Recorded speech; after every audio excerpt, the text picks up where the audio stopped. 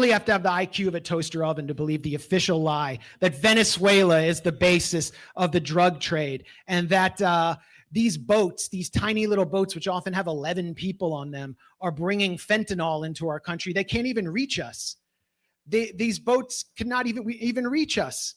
Venezuela doesn't produce fentanyl. It doesn't produce cocaine. And I don't doubt that there are corrupt generals who ship drugs. Also, those who are trying to be flipped by the CIA and DEA, like Pollo Carvajal, who wanted to get out of trouble.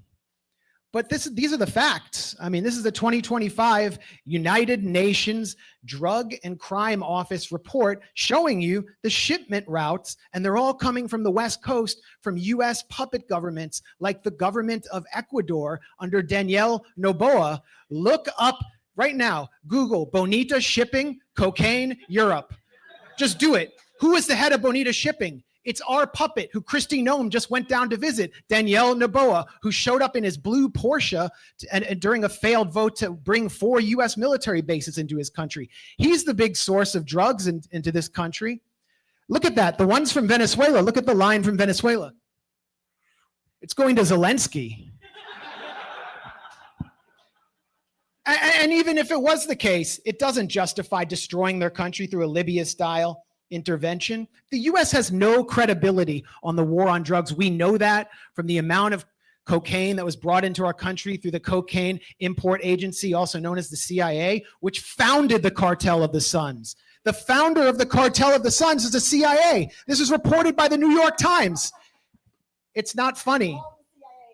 Let's keep the back and forth until we get to the rebuttals, Hermania. Until we get to the rebuttals. Okay, I want that 15 seconds of raspy laughter back. Max, go back. This is reported by 60 Minutes, by Mike Wallace, and by the New York Times. In 1990, the Cartel of the Suns was founded by the CIA using its main contact, General Ramon Davila Guillen.